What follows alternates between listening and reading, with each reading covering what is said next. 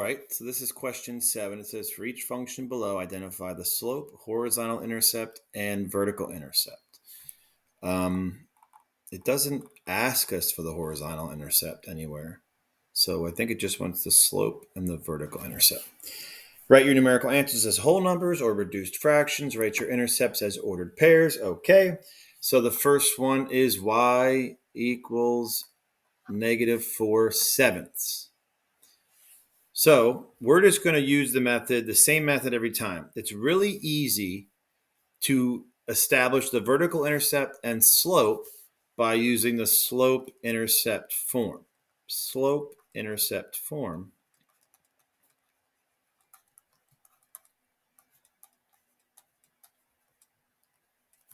is y equals mx plus b.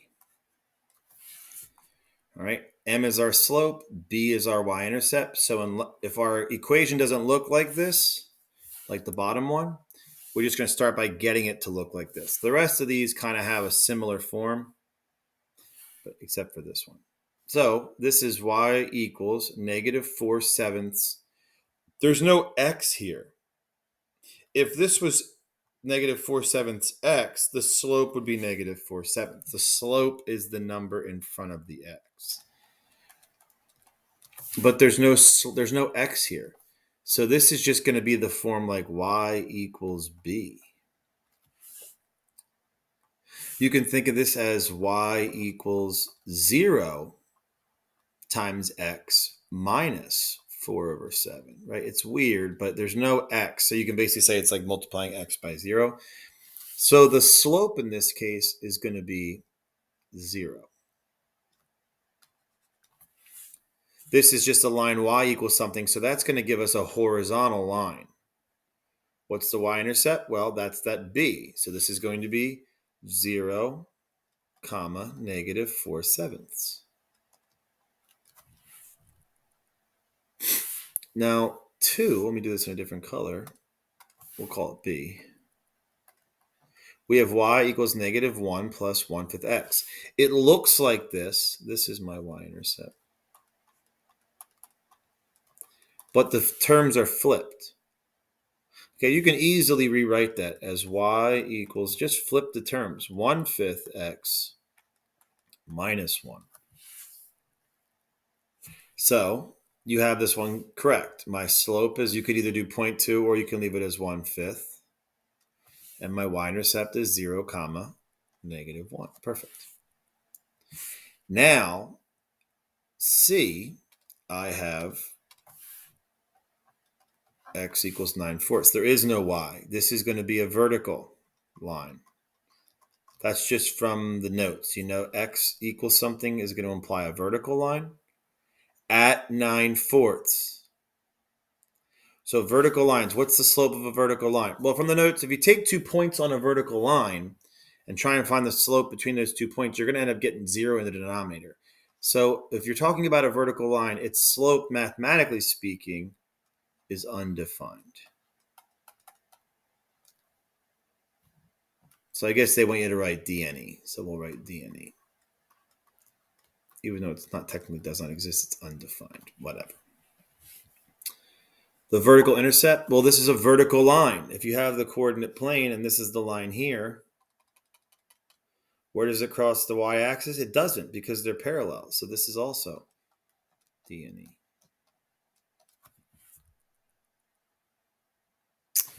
All right, the next one, let's see here. We'll call this D. We have y equals -x/8.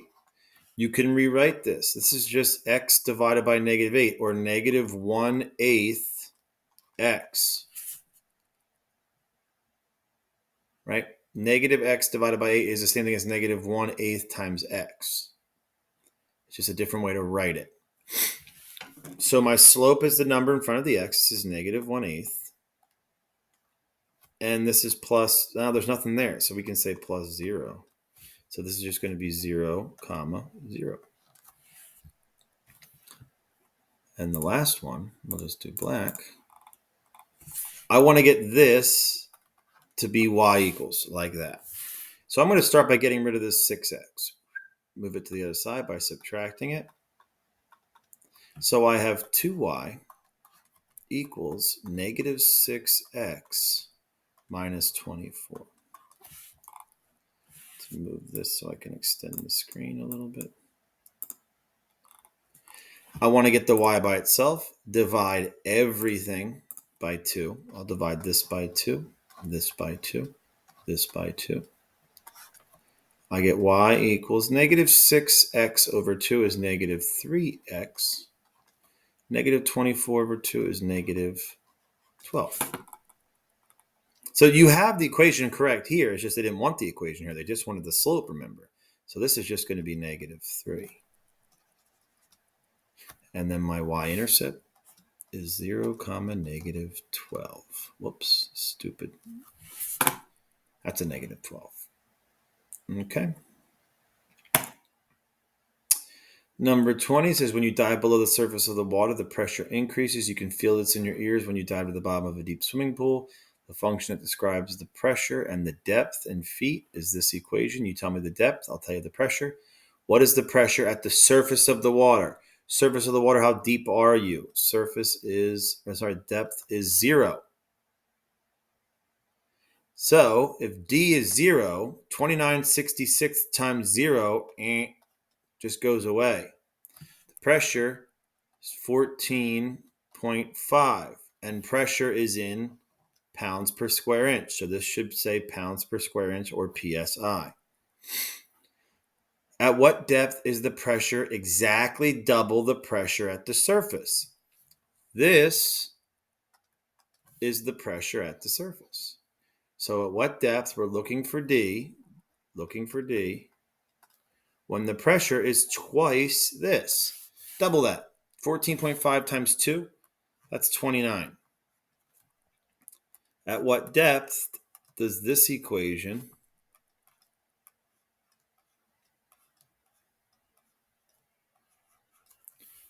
work?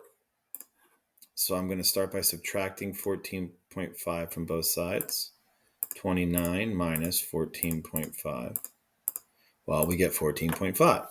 So I get 14.5 equals 26 over 66 D. Now you can either divide by this fraction, but when you divide by a fraction, it's the same as multiplying by the reciprocal. Yikes. Oh, nope, what just happened? Okay. Let's change this. So I'll multiply both sides by the reciprocal, 66 over 26. 66. Or you could, if you really just want to save yourself the headache, you can just figure out what this decimal is and use the decimal. So I get 14.5 times 66 divided by 26. 36.807. 36. Do they have decimals they want us to use? Whatever. 36.81. This is depth. So this is going to be feet.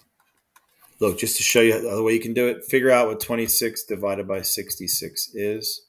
You get that. So I have 14.5 equals 0.393939 D. Just do 14.5 divided by that. Get the same thing, 36.807 or 36.81. Okay, it says, what is the pressure at a depth of 198 feet? What is the pressure when D equals 198? Just plug it into the equation. 14.5 plus 29 divided by 66 times 198 feet. 101.5.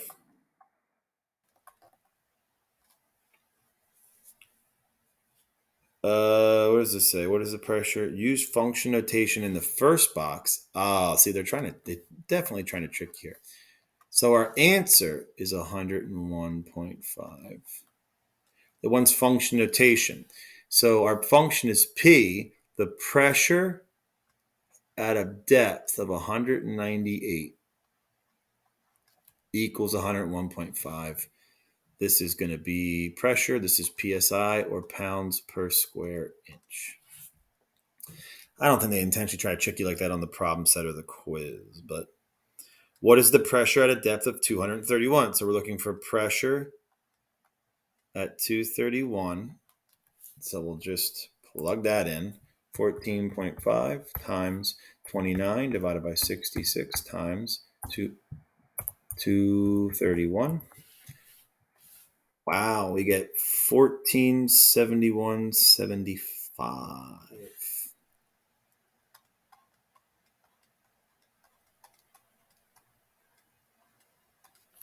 No, is that right? Yeah, 198, 231. Oh, I'm sorry, that's not right. I knew that was too high. Look what my mistake I made. I made that a multiply. It should be 14.5. Oops, let's get back. Let's get this thing working. 14.5 plus 29 divided by 66 times 231. Yeah, that's better. 116. That's way better. Okay.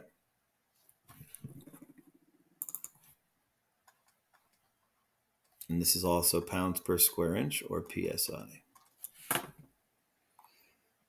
All right, which of the following is the graph of the function? Well, this is in y equals mx plus b form. My slope is 29 over 66. I have a positive slope.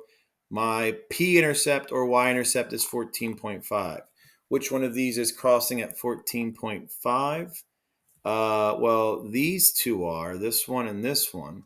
This is negative something. This is a really, really big number it's crossing at.